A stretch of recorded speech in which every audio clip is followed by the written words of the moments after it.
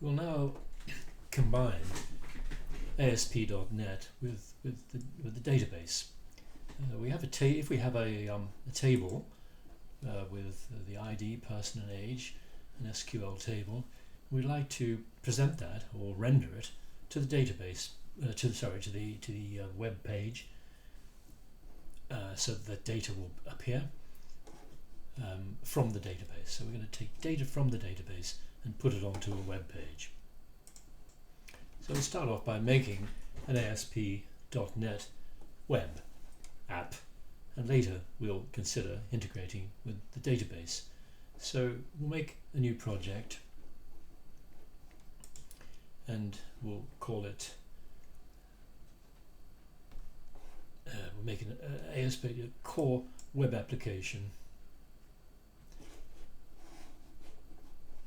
and next, and then we'll call it, and I'll just place it in here, and then create, and we're making an MVC program app. We could even run that just to make sure it's in order and take a look at our files that were produced, the usual ASP MVC core app files, the models and views. We don't have a model yet. We'll create one shortly. And that seems to be running okay. Now we'll add our database files. You might like to just revise database, core database, because this is just very much the same as what we did then. I'm going to start off by creating a model, a class in here, student class, and add a class, and then I'm going to call that student, and then I'm going to put the usual student code in there and add that and open it up, and then I want to add some properties.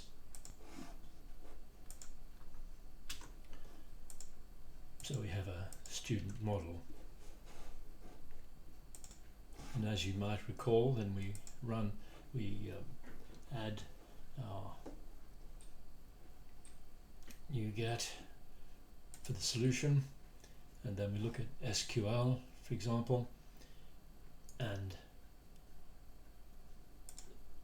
browse for that for the moment, and then our SQL server.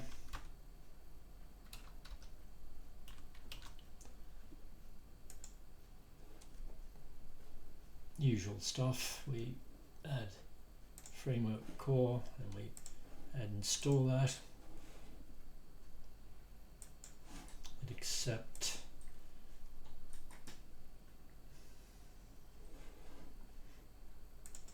and then we can also add our tools.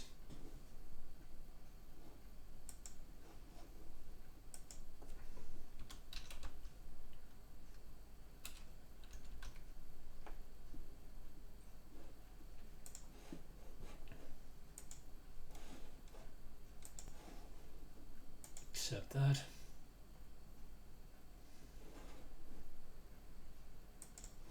And we should now be able to run our migrations.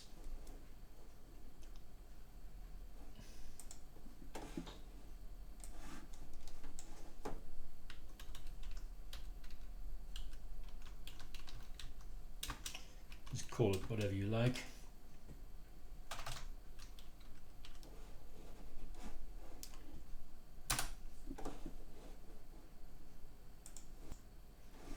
I've got an error here. It's silly of me, I forgot to make a context. Okay, so I can do that. I can go and add another class.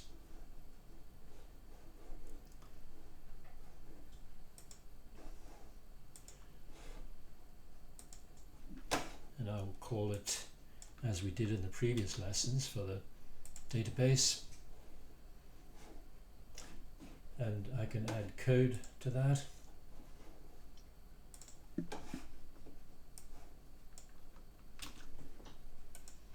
And that seems to be okay. You'll notice that the database I'm creating that's the name of the database, and this is the local server that we're using.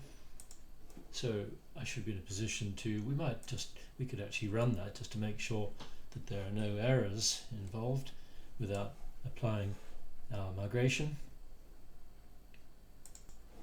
And we get our welcome screen appearing, so all seems well at the moment. I'll just close that, which will stop the program. So I'll need to run my migrations again.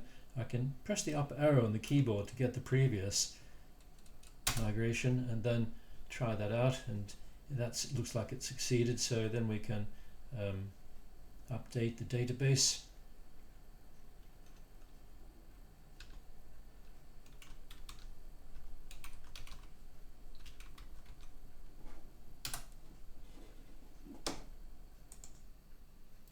Well, it looks like I've got an error because I've done this previously. I think that's the problem. So let me take a look at the SQL object server, and the database that's been created.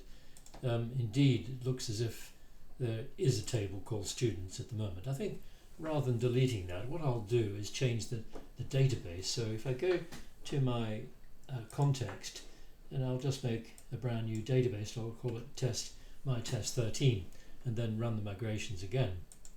So in my package manager console, I will add another migration and then run that, and then I'll need to update the database after that's finished. So once again, if I press my up arrow to get the update database command, and then try that. So I might as well just run that to see all is in order. And all is well. It doesn't do very much. It doesn't actually get any, take any data out of the database, and that's what I'm going to do right now. So I'll just close that. Don't forget, if you want to just clear this, we can just type and get rid of all of those nasty errors, etc.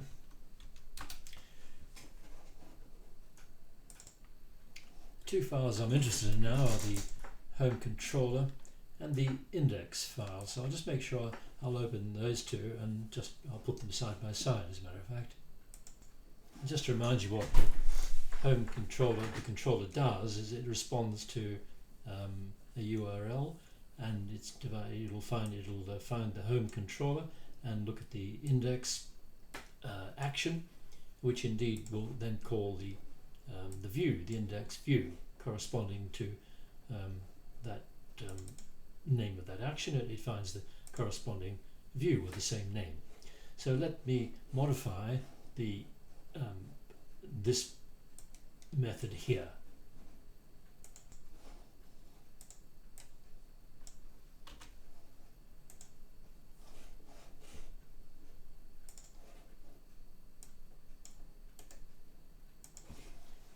Actually, we can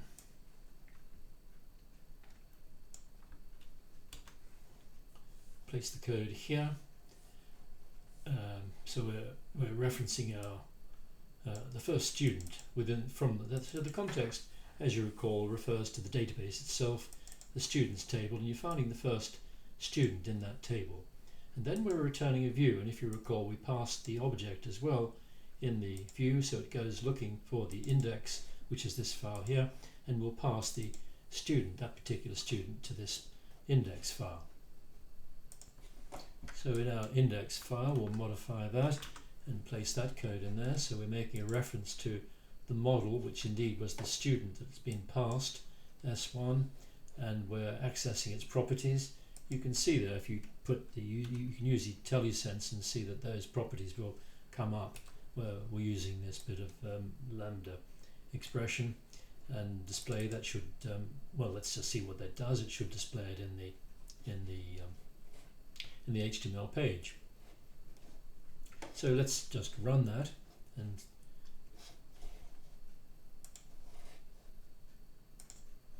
I'm getting another error. It says the database, it looks as if there's nothing in the database. Well, that's So let's take a look at the database itself. So I'll go to my Object Explorer and take a look at the table that's being created. It's the new one, remember, which is the myTest 13. So I'll just refresh that and take a look and see if I can see, there it is there, and take a look at the tables, and indeed there it is.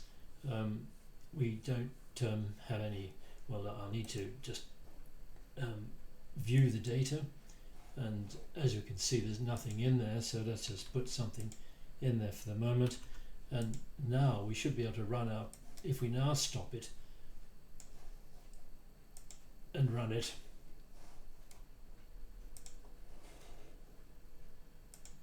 then we can see that our data is indeed presented from the database onto our web page. What I'd like to do now is to add data to our database by using a form, and that should, if we put in Joe with 33, then Joe 33 should appear in our database table. So we need a form to do that. So let me stop if it's still running, and I want to now take a look at the home controller. I think I'll just get rid of this code here for the moment, where it's adding the new student. I'll just comment that out and comment this out as well, just to avoid any confusion. Comment that, and I'll comment this as well.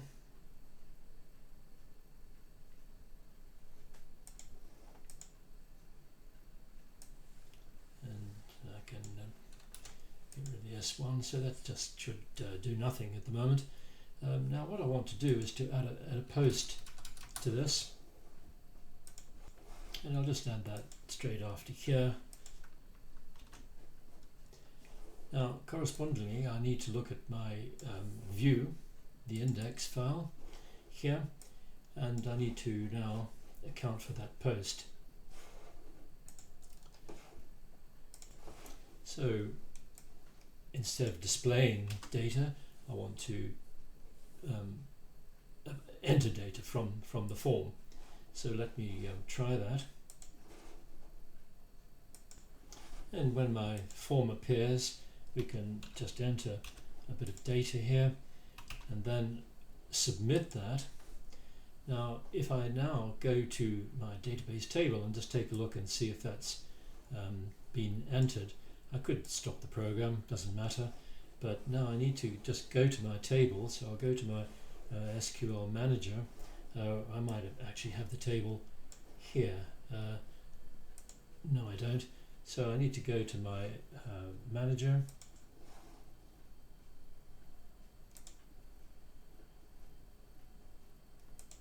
Object Explorer, and take a look at the tables in myTest 13, the students, and we want to view the data, and then we refresh the table, and you can see that Rob has indeed been entered. So we've taken an ASP.NET program, a web app, and we've seen how we can take data from the database and put it onto the page, and we can also take data from a form on the page and place it into the database. A two-way operation.